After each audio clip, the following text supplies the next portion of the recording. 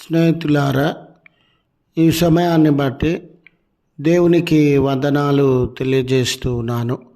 ప్రేమపూర్వకముగా మిమ్మల్ని అందరినీ వాక్య ధ్యానంలోనికి ఆహ్వానిస్తున్నాను. దేవుని దృష్టికి అనుకూలమైనది అనే ఆలోచనను మీతో కూడా పంచుకోవడానికి ఇష్టపడుతున్నాను కనుక దేవుని యొక్క వాక్యమును మీరు ముగింపు వరకు ఆలకించాలని మీ కుటుంబ సభ్యులతోనూ తోటి విశ్వాసులతోనూ మీరు ఈ వీడియో షేర్ చేసుకోవాలని మీ ప్రార్థన మనవులు ఎట్టివైనను కామెంట్స్ రూపంలో కానీ ఫోన్ కాల్ ద్వారా కానీ తెలియజేయండి. నమ్మకంగా మీ కొరకు ప్రార్థిస్తాము. ఈ వీడియో మీ ఆధ్యాత్మిక జీవితములకు ఉపయోగకరంగా ఉంది అని మీకు అనిపిస్తే దయచేసి ఈ ఛానల్ను సబ్స్క్రైబ్ చేసుకునవలసినదిగా మనవి చేస్తున్నాను.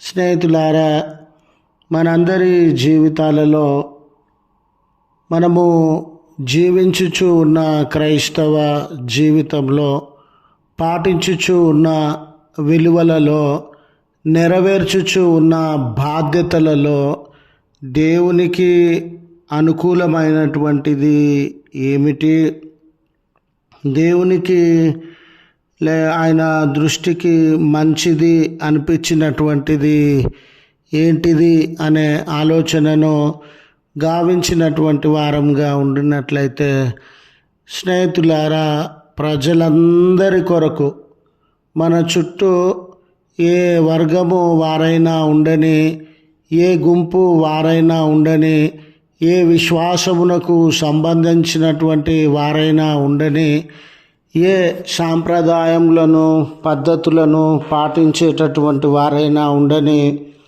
వారందరి కొరకు ప్రార్థించడము అనేది దేవుని దృష్టికి అనుకూలమైన విషయము.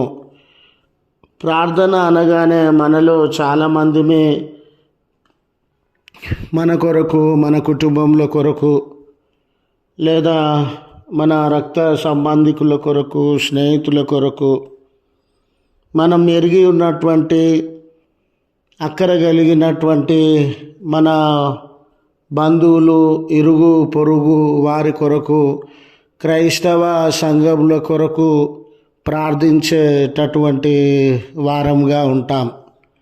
ప్రార్థన మన జీవితాలలో ప్రత్యేకమైన అనుభవం అని, పరిస్థితులను మార్చగలిగినటువంటి అనుభవం అని, దేవుడు మన ప్రార్థనలను ఆలకించి కార్యమును నెరవేర్చేటటువంటి దేవుడని మనము విశ్వసించేటటువంటి వారంగా ఉంటాం. మనలో చాలామంది ప్రార్థించేటటువంటి వారంగా ఉన్నాము.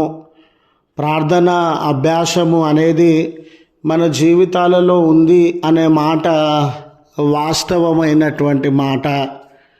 అయితే మనం దేని కొరకు ప్రార్థిస్తూ ఉన్నాము అనే ఆలోచన చేసినట్లయితే, మనము మన కొరకు మనమే, మన స్వార్థపూరితమైనటువంటి విషయముల కొరకు, మన కుటుంబముల కొరకు, మనము ప్రేమించే బిడ్డల కొరకు, మనతో పరిచయం ఉన్నటువంటి బిడ్డల కొరకు, వీరి కొరకు మాత్రమే మనము ప్రార్థించేటటువంటి వారంగా ఉన్నాం.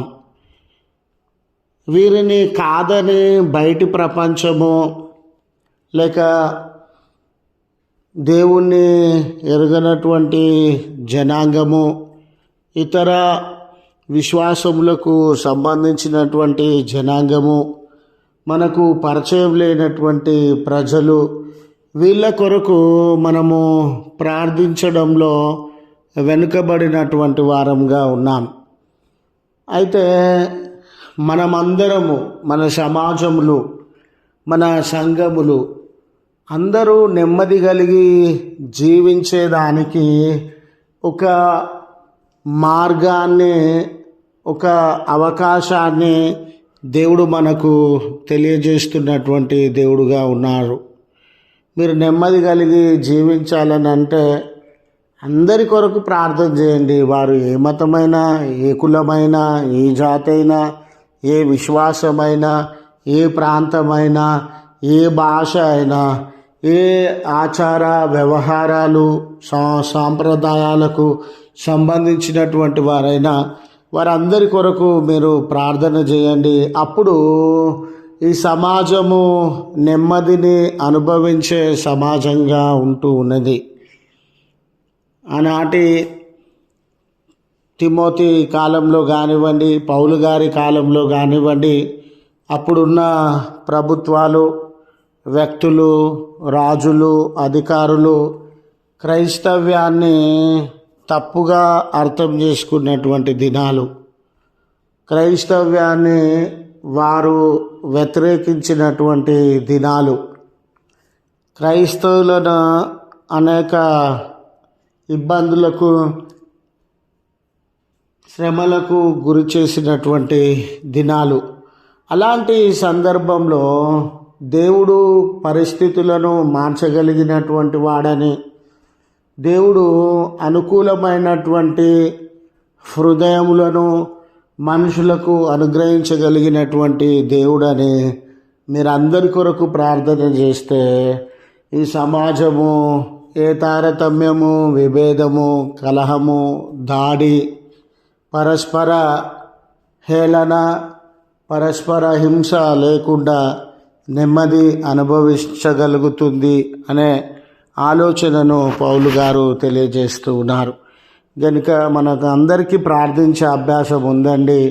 కేవలం మన కొరకు మనమే కాకుండా అందరి కొరకు, ప్రభుత్వముల కొరకు, అధికారుల కొరకు మనం నిత్యము ప్రార్థించేటటువంటి వారంగా ఉండి ఈ సమాజము నెమ్మది అనుభవించడానికి మార్గము తెరిచేటటువంటి వారంగా ఉండాలని మనవి చేయుచు ఈ మాటలను ముగిస్తూ ఉన్నాను.